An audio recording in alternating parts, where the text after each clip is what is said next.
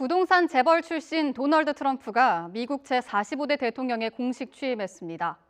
취임 일성으로 미국의 이익을 우선하겠다는 미국 우선주의를 재천명했는데 세계 질서에 큰 변화를 예고하고 있습니다. 워싱턴 특파원 연결합니다. 김희준 특파원. 네, 워싱턴입니다. 네, 트럼프 대통령이 공식 취임했는데 취임 일성으로 미국 우선주의를 거듭 강조했죠. 네, 도널드 트럼프 대통령 한국 시각으로 새벽 2시 국회의사당에서 취임 선서를 하는 것으로 제45대 미국 대통령에 공식 취임했습니다. 트럼프 대통령은 취임 연설에서 대선 시절 공약했던 미국 우선주의를 강한 목소리로 천명했습니다. 미국의 일자리와 국경, 꿈을 되찾아올 것이며 무역과 이민, 외교 모든 측면에서 미국의 이익만을 추구하겠다고 강조했습니다. 그러면서 미국산 제품을 사고 미국인을 고용하겠다는 두 가지 원칙을 내세웠습니다. 또 그동안 미국은 다른 나라의 군대를 돕고 국경을 지키면서도 정작 미국을 제대로 방어하지 못했다면서 안보 무임승차론을 거듭 제기했습니다. 이와 함께 워싱턴에 집중됐던 기득권을 국민에게 이양하겠다고 선언하고 분열된 미국의 통합도 역설했습니다. 네, 하지만 트럼프 대통령 역대 최저 지지율로 출발했는데요. 반쪽짜리 취임식에 시위도 잇따랐다고요.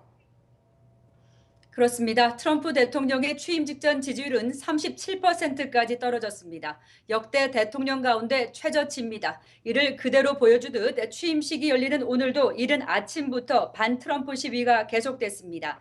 트럼프 대통령의 반이민 정책과 무슬림, 여성 차별 등에 항의하는 시위입니다.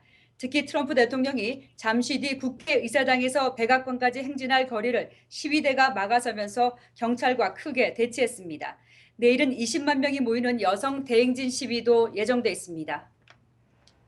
네, 트럼프 시대 국내외 많은 도전이 기다리고 있는데요. 어떤 것들이 있습니까? 네, 미국 우선주의를 천명한 트럼프 시대 경제 통상부터 외교 안보까지 세계 질서의 대변혁을 요구하고 있습니다. 트럼프 대통령이 오늘 취임 연설에서도 제기했듯 미국의 해외 군사 개입을 줄일 테니 동맹이 그만큼 더 많은 역할을 하라는 겁니다. 우리나라도 방위비 분담금 증액을 비롯한 동맹 현안의 재조정이 불가피한 상황입니다. 트럼프 대통령은 또 취임 전부터 국내외 기업들의 해외 공장 이전을 막고 미국 내 투자와 일자리 창출에도 박차를 가하고 있습니다. 통상 질서에서도 중국에 대한 무역 보복과 자유무역 협정 재협상 등을 공언해 우리의 대응 전략이 필요합니다. 네, 트럼프 대통령 취임식 뒤에는 어떤 일정이 남아 있습니까?